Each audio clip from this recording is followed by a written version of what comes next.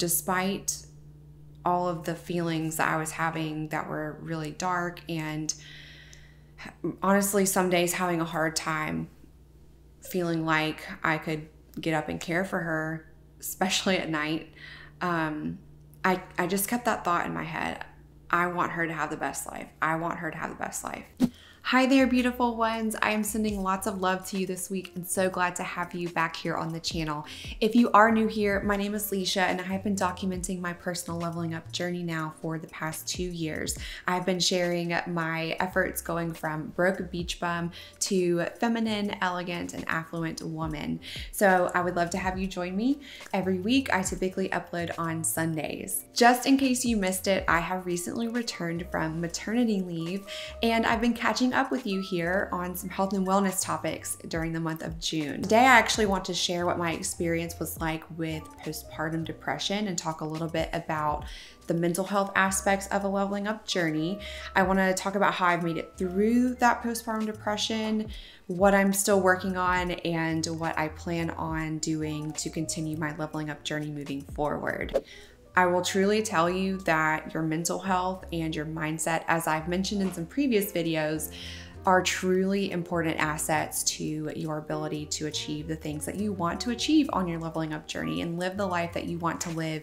What is it even worth doing for if you can't have joy, have peace, and contentment on this journey? But before we get too far with the conversation today, I want to give a special thank you to BetterHelp for sponsoring this video. If you think you might be feeling depressed, anxious, stressed out, or overwhelmed, BetterHelp is here to help.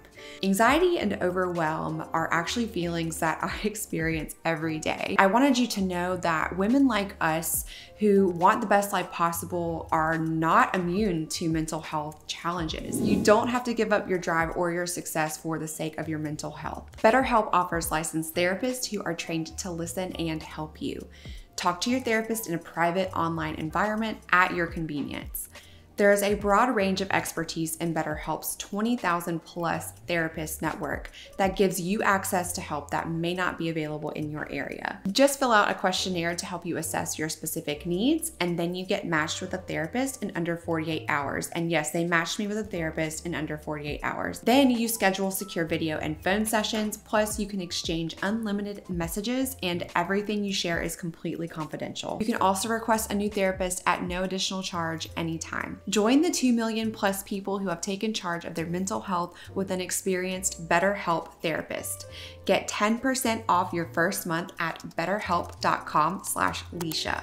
That's betterhelp.com/Leisha. So this is by far the hardest video that I have ever recorded and documented while on my journey.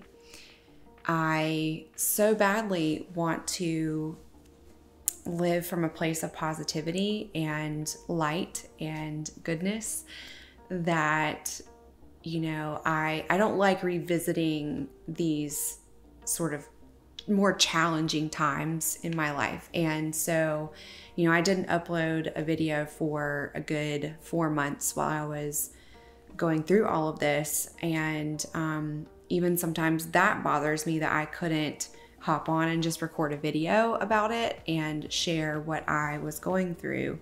I didn't even log on to my Instagram.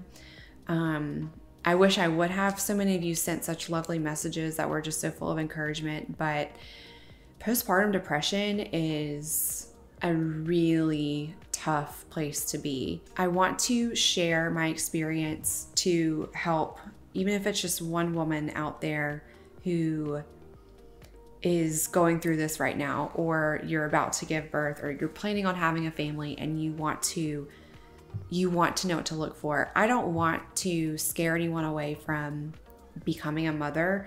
It's been one of the most full roles that I've had. I say full, but like fulfilling roles that I've had in my life so far, but very difficult. And I'm not going to be the woman that comes here and says that it's perfect all the time. It's not. I'm not going to, of course, I'm not going to show you some of the non-elegant sides of it here visually, but you can imagine, right? There's a lot that, you know, in taking care of children, it's hard work, and it's not just it's not easy to be a peaceful mother all the time and to feel like you're doing a great job and like you know exactly what your baby needs all the time. I say that because I like to think, I have a high capacity to be able to handle life and work and improving myself, but this was different. Even before I was in a place to become a mom, I've had some mental health issues and challenges that I have worked on starting back when I was getting married, and I first started working with a therapist at that point.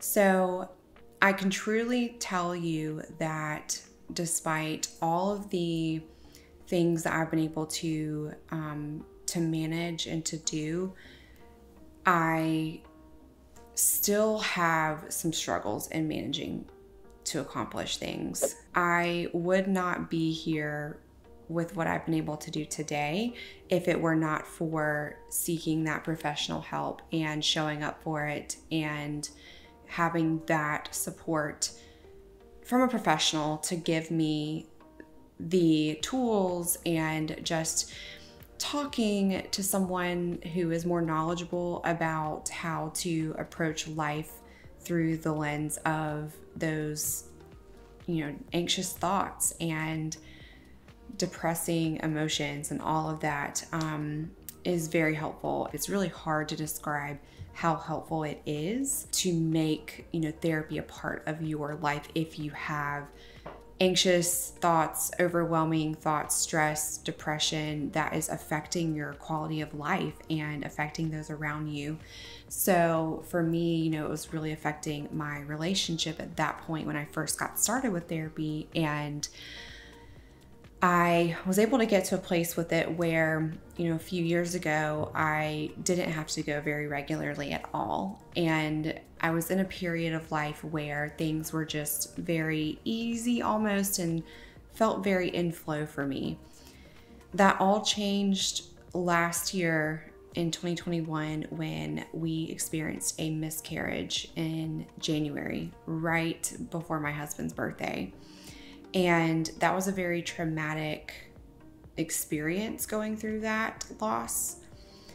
I'm not going to go into all the details of it here, but let's just say that, the triggers that you need to look out for are experiences like that where, you can't seem to pick yourself up out of negative thought patterns and, just in general feeling down about life and wondering over and over again, is this going to get any better? Fast forward to, going to find out that we were expecting again just 2 months later. I knew that I would need to continue working with my therapist throughout that pregnancy, even though we had sort of the outcome that we wanted at that point. It was very important. Despite that awareness and working through, I knew I would be susceptible to postpartum depression from the beginning. For me, when I went through my labor and delivery experience, that was another trigger leading up to what, we acknowledged was postpartum depression. Some of the things that I noticed as red flags to begin with were that when I went through labor and delivery, it was not a walk in the park.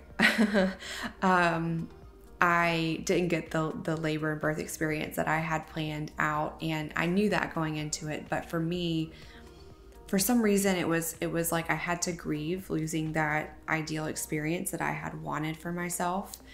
And my therapist thankfully had prepared me for that. And so I looked at those thoughts and discussed them with my husband, that, I felt sad about it. And so he was aware, but I was aware that that was kind of a red flag, that I was even, having those thoughts and not just sort of immediately, grateful for a safe, healthy baby. Not that I wasn't grateful, but it was like that was not just my first, overwhelming thought, if I'm being completely honest.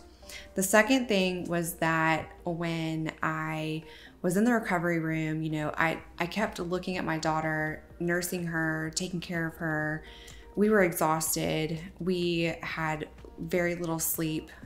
I think for 2 days within that time frame, I had only slept 3 hours or so. And I realized that I didn't quite feel that overwhelming connection with her. And so that was another red flag.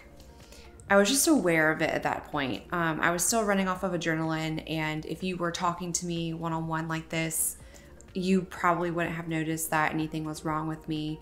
And for the next 4 weeks, I was really working through, was I okay or not? And so when we came home, we were super happy that we were at home. We felt like we were more comfortable, but after my mother left, she was here for only a couple of days, things started to settle into reality, right? You start to realize, okay, wow, my life is completely different and it doesn't look like what I imagined the different would look like. It looks like this is something I don't want to be living right now. That was really my true and honest thoughts. The weight of the responsibility was another thing that just felt so heavy. Even to leave the house for a quick coffee run or something, it was an ordeal for me to organize and to make sure the baby had everything she needed while I just ran out and got coffee. As I continued up with my therapy visits every week, we ramped up and I started going every week. I talked about these things. And I truly think that being able to talk about my true feelings in a safe place is why I'm still here and I'm able to share this with you. The biggest recommendation I would say is that if you already know and you're aware of your mental health condition or status, I don't know if status is the right word, but tendencies maybe, you need to go ahead and proactively get ahead of that. And while, looking back, I do kind of wish that I had already been on medication. I worked with a doctor to discuss that, and we just decided that it was too risky to really go after medication for me and the level that I was at with my depression to pursue that as an option. And so I dedicated myself to working with my husband to make sure that I had a couple of things that I kept as priorities for my self-care to get through it. So the first thing, of course, that I just mentioned was that my therapy appointments were non-negotiables. And if that was the only time that my therapist had available to meet and to do video call, that we were going to work around that. That would happen even if I had to have the baby with me. The other thing was that I was able to go and for our newborn photo shoot, I went to get my nails done. I was able to go out at least a couple of times a week just alone, even though that felt really weird. I remember the first time that I went out, it was very hard to want to come back home. And then, I do wish that we had planned a little bit better around the whole breastfeeding effort. And I had my goal. I set sort of my short-term goal with that, but gosh, that probably could have saved me a lot of aches in the short term, just over organizing my life around nursing. But now that I'm here in the long term and I have hindsight to it, I'm glad that I stuck with breastfeeding.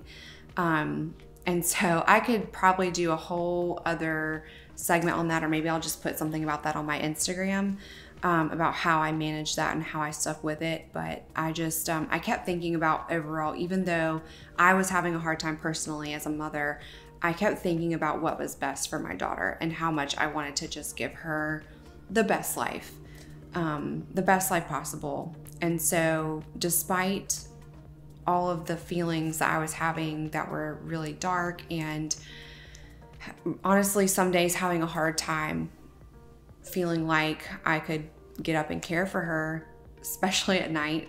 I just kept that thought in my head. I want her to have the best life. I want her to have the best life. So sticking with a mantra or something that you can use to hold on to is something that I would give as a piece of advice if you are working on keeping yourself out of a really deep place in postpartum depression. There's so many other scenarios that I could share. I don't want to scare anyone who is out there desiring a family or on the fence about having a family. While it is very difficult and I'm having to sacrifice some of the things that I've truly loved and wanted to hold on to, I recognize the responsibility that I have, and ever more so want to continue my leveling up journey in order to give my daughter the best life. And that's the truth. So I hope that while I wish that I could go on and I wish I could sit down with each and every one of you that may be having, some individual challenges with depression or anxiety right now, I just hope you know that you're not alone and that you will get through it. Gratefully, my husband has been amazing in supporting me, and so I acknowledge how lucky I am and blessed I truly am to have him working with me through all of this. And he changed so many diapers and helped me to continue on my nursing journey. If you don't have that support, gosh, my heart goes out to you, and I encourage you to find support somewhere for yourself and for your baby. I believe that our children deserve to see us at our fullest potentials, despite whatever mental health challenges we have, or physical health challenges we have, or family situations and circumstances we are going through. Don't ever question yourself on, is this leveling up journey worth it? Is me working on becoming this, beautiful picture of what I have in my head in life, is that what is actually causing me to not enjoy life anymore? I would ask you to consider, is there some way that you can get support? We can't do this all alone. Find a community, find a mentor, find a therapist. And with that, I will just say thank you so much for watching. I will be back with you again next week, and I look forward to seeing you.